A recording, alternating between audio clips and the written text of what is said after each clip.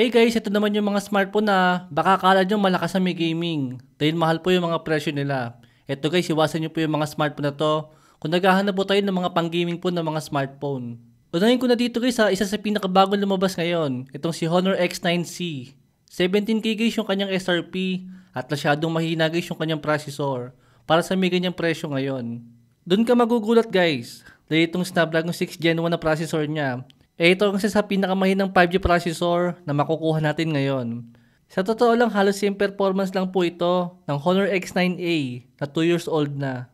Alam ko hindi po ito ina-advertise ni Honor para sa mga mahihilig mag-games dyan. Dahil ginawa po guys ang Honor X9C para sa mga mahihilig magluto ng mga smartphone at para guys sa mga magagalitin ng mga tao dyan na mga mahilig magbalibag ng mga smartphone nila. Asip naman guys na parang i-cover ni Honor yung warranty ng Honor X9C natin pagka po nabasag natin yan. Ewan ko lang guys. Pangalawa itong si Huawei Nova 13i. 12,000 guys yung kanyang SRP. Pero masyadong mahina guys ang Snapdragon 685 para sa may ganyang klase ng presyo. Ni hindi man lang po siya naka 5G dyan. Huawei Nova 8i pa lang guys. Snapdragon 662 na. Technically overclock version ng guys ang Snapdragon 685 ng 662. Kaya guys, kung Huawei Nova 8i ang gamit mo at gusto mo magpalit ng bagong Huawei ngayon, dahil nga gusto mo ng mas malakas sa processor sa isang smartphone, doon ka magugulat guys. Dahil akala mo malakas siya, dahil mas bago. Dahil still guys, same performance pa rin yan. Nung lumang smartphone mo, yung bagong smartphone ngayon ni Huawei. Pangatlo, syempre hindi magpapahuli dyan si Oppo sa kabagalan sa mga smartphone. Etong si Oppo A3. Para sa may 10,000 na SRP guys, etong Snapdragon 6S Gen 1, mas mabagal pa yan guys, kaysa sa may Snapdragon 685 na na kay Huawei. Buti pa si Oppo A3X. Same performance po siya guys ng Oppo A3. Pero mas mura si Oppo A3X para sa may 5.5 na kanyang SRP. Pero kahit para sa may 5.5 na kanyang presyo, masyado na mabagal yung ganyang klase ng processor. Paano pa kaya sa may 10,000 na SRP? Sama ko na guys yung papalabas na Oppo Reno 13F 5G. Dahil same processor lang po siya guys. Ng Honor X9C na meron Snapdragon 6 Gen 1 5G na processor. Pangapat guys itong si Redmi Note 14 5G. Kailan lang guys napakasulit po ng Redmi Note 10 Pro. Malamang guys baka meron po sa inyo na gamit pa rin yung smartphone na yan. Na merong around 12K guys na kanyang presyo. Pero itong mas bagong si Redmi ngayon guys. 14K na po yung kanyang presyo. Pero parang mas maganda pa po ang specs ng lumang Redmi na yan compare po dyan sa may bago. Dahil yung Redmi Note 14 5G na yan guys is kasing lakas lang po siya ng Redmi Note 10 5G na 3 years old na. Yung bagong smartphone nga ni Redmi ngayon. Tapos napakamahal pa ng SRP na 14,000. Syempre na-upgrade lang po yung kanyang ibang specs dyan. Pero kung sa may performance po tayo magbabase, still guys, same pa rin po yun ang lumang version. Actually guys, kasama sana si Poco X7 5G dyan sa mga smartphone na merong maihinang processor pero napakamamahal ng mga SRP.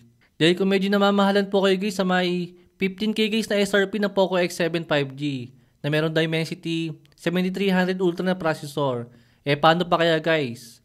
Ang Xiaomi Redmi Note 14 Pro 5G para sa may 18K guys na kanyang presyo. Guys, overall na specs ng dalawang smartphone na yan, hindi naman po sila nagkakalayo.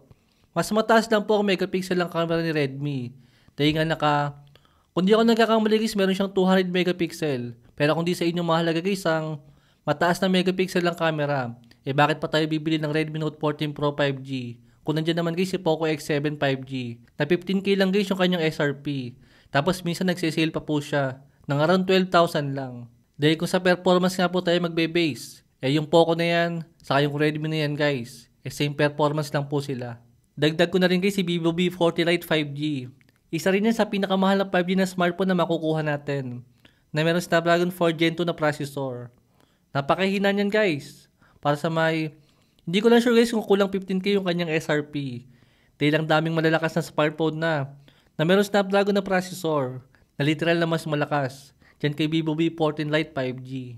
Ganon din guys ang Vivo Y100. Masyadong mahina yan para sa may 12K na kanyang presyo. Para sa may Snapdragon 685 na kanyang processor dyan, hindi man lang naka 5G. Panglima guys, itong si Realme Note 13 Pro 5G. Kung napansin nyo guys, ito lang po ang almost pinakita ko sa inyong smartphone. Dahil ito lang po ang nagkaroon ako sa ngayon at ito lang po yung hawak ko. Dahil kung papansin nga natin guys yung mga smartphone na yan, hindi ko naman na siya kailangan bilhin para malaman natin yung mga specs na yan. Dahil sayang lang po yung video, sayang lang po yung effort, at sayang din guys yung pera na ipambibili ko sa mga smartphone na yan. Kung wala din naman guys manonood. Dahil para sa may kulang 25k na SRP guys ng Realme na to, masyado pang mahina. Ang Snapdragon 7 Gen 2, masyadong mahina yan guys para sa may lagpas 20k na kanyang SRP. Dahil same processor lang po siya guys ng Poco X6 5G na meron ganyang klase rin ng processor. Pero 15k lang guys yung kanyang SRP nung unang labas niya. At nag-sale pa nga po siya guys ng around 9k na lang. Sadya naka-AMOLED curved display lang po si Realme. Kaya parang medyo mamahalin siya. Pero guys, compare mo naman kay Realme Neo 7. Nasa 20k din guys yung kanyang presyo. Pero grabe ang difference sa specs ng dalawang smartphone na yan. Compare sa may Realme 13 Pro na napakamahal ng presyo. Mas mahal pa rito sa may Realme Neo 7. Karamihan sa mga bago lumalabas sa mga smartphone ay ina-advertise po sila na sobrang mga matitibay daw. Military grade shock resistant daw. All angle triple defense. Naka water and dust resistant pa yung iba. At least guys medyo matibay sila pagka naibalibag mo sa sobrang bagal ng mga smartphone na yan. Uulitin ko guys, huwag nyo lang pong bibilin yung mga smartphone na yan kung gaming po nang hanap nyo. Pero kung sakali po guys na bibili nyo yung smartphone na yan sa ibang dahilan, kayo na po yung bahala dyan guys. Ang sa akin lang dito guys, kung mahina po yung processor ng smartphone natin, hindi rin po ganun magiging kaganda ang overall na paggamit natin sa isang smartphone. Even sa may camera guys, hindi po sila magiging ganun kaganda. Kundi po maganda yung processor na nakalagay sa smartphone natin. Pero nasa sa inyo pa rin naman yan guys, kung gusto niyo yung mga smartphone na yan. Opinion ko lang po lahat yan. Thanks for watching.